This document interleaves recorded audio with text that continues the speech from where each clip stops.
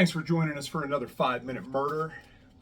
This weekend, I will be up in Detroit, Michigan. So when you guys see this, I will actually be on my way to Detroit. So I will be there for an Oddities Curiosities out in Novi. Anyway, it's up in Michigan, just outside of Detroit. And yeah, if you're in the Michigan area, come and see me and come and pick up some killers and hang out at the booth. It should be a incredible weekend. Should be a lot of fun. I'm excited to be up there. It is, I think, my first Michigan show. I think I was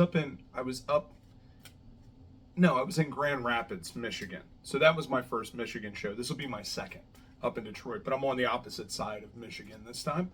So yeah, come up and see me. We're gonna get started. We've got no timer again. So we'll see what happens. Hopefully I will not be 9 minutes and I don't know, 14 seconds or something is what Mary said that I did last week. So anyway, we're gonna pick a card. Oh my goodness.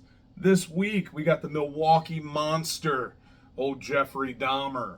So Jeffrey Dahmer was born on May 21st, 1960, died on November 28th, 1994. He committed the murder and dismemberment of 17 men and boys from 1978 to 1991. Many of his murders involved necrophilia, cannibalism, and the permanent preservation of body parts, typically all or part of the skeleton. He also experimented with injecting solutions into his victim's brain to create a subservient sex zombie. He was convicted of 16 murders and sentenced to 16 consecutive life sentences. On November 28, 1994, Dahmer was beaten to death by Christopher Scarver, a fellow inmate at the Columbia Correctional Institution. So, Jeffrey Dahmer, and of course, Dahmer is a very, very famous case right now. The Netflix documentary that Evan Peters did an incredible job playing Dahmer.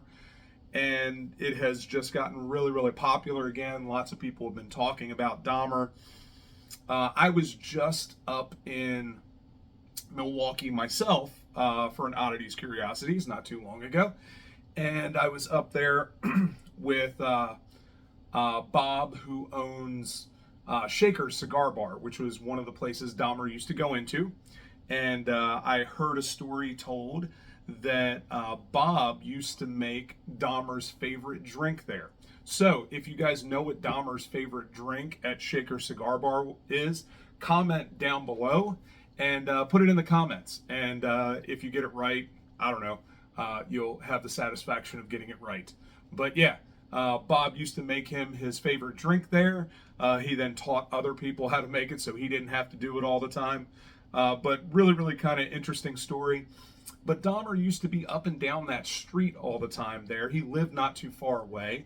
But that was also the gay district of Milwaukee, right there where Shaker's is. And lots of the bathhouses and different gay nightclubs and stuff were right there on the strip. So that's where Dahmer would pick up a lot of his victims. I believe one of them was called the Phoenix. And but anyway, there were a bunch of different nightclubs there. Dahmer is a fascinating story. You know, lots and lots of attachment issues when he was a kid. He did lots of stuff. You know, when he was a kid, his dad found some dead animal underneath the house, and he got really, really excited when he had the bones in a coffee cup. And he said that it sounded like fiddlesticks. And so, you know, somewhere in there, he connected that sound with being sexually aroused. And so Dahmer, with that, coupled with all of his abandonment issues because his mom and dad had split up and he was left home alone, he developed a drinking problem at an early age, was drinking very early in high school. I think he was like 12 or 13 when he started drinking, maybe even a little earlier than that, but definitely had a serious alcohol problem. I can relate to that. Oddly enough, my name is Jeff too, also Jeffrey, and I had a drinking problem when I was in high school. So, you know, a lot of interesting parallels.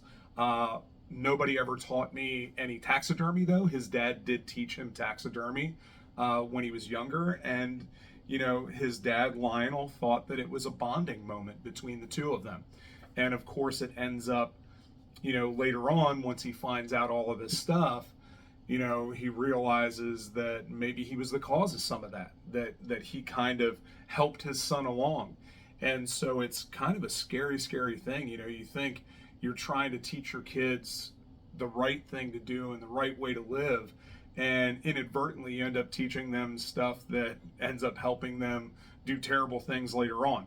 But Lionel wrote his book. I can't remember what the name of it is.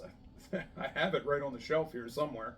But anyway, A Father's Story, I think is what it's called.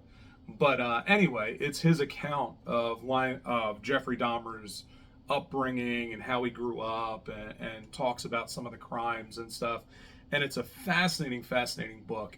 He got a lot of criticism for writing that book because people thought he was trying to make money off of his son.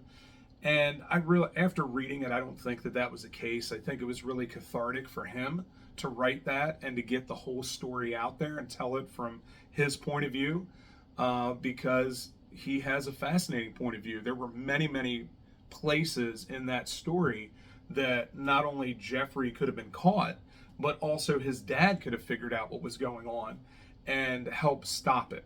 And that did not happen. So, it's a really interesting book. If you get time, read that.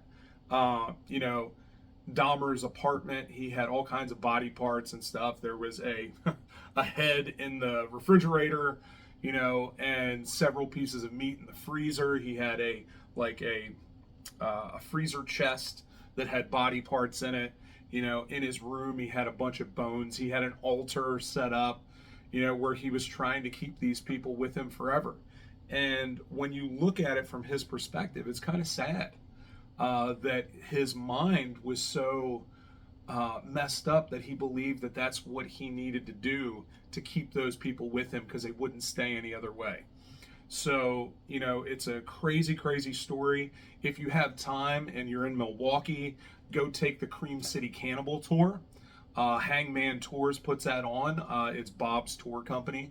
But go up there and check that out. It is a excellent, excellent tour. You will learn all kinds of things that you did not know about Jeffrey Dahmer. They do a great job at dispelling some of the myths and talking about the truth of the Dahmer story. And it is fascinating. So check that out. Jeffrey Dahmer is killed by Christopher Scarver. Scarver said that, Dahmer was like putting things on his plate, and he was, making all these comments about killing people and eating them, and but also at the same time, Christopher Scarver, out of his mind, completely out of his mind too, but also was a professing Christian. And now here comes Dahmer along, who is acting like he has all this fame because of, all of the killings and everything. And he's getting a lot of fan mail and things like that in prison. And he is now also professing to be a Christian. And I believe that is something that Scarver could not live with. And when he found his opportunity, he not only killed Dahmer, but he killed another prisoner as well. They were all in that room. They were supposed to be cleaning. Inexplicably, the guard walks off, leaves the three of them alone to clean, and Scarver kills both of them, right? And when Dahmer is found, they realize that there were no defensive wounds, right? Dahmer did not fight back. He allowed Scarver to kill him. So it's interesting that he realized it was his time to go, and he allowed it to happen. Maybe he believed it was he was going to go and be with Jesus. I don't know. But it's a interesting end to all of that. And then, of course, there was talk that, maybe Scarver took a commission and, killed him because somebody else wanted him dead. All kinds of things. It could have been, family members that wanted him taken out. Who knows? But yeah, fascinating story. Check it out. Thank you guys for joining me for another 5-minute murder, even though it's more than 5 minutes, I'm sure. But I will talk to you next week. Come and see me in Detroit. And the Kickstarter will be releasing in August, the August 1st. Make sure you get up on the Kickstarter right now. and sign up to know when it's going to be released, so you can get the next expansion for Killers the card game. And yeah, check it out. Thank you guys. Talk to you soon. Пусти мою руку, хочу тебя потерять. Уходи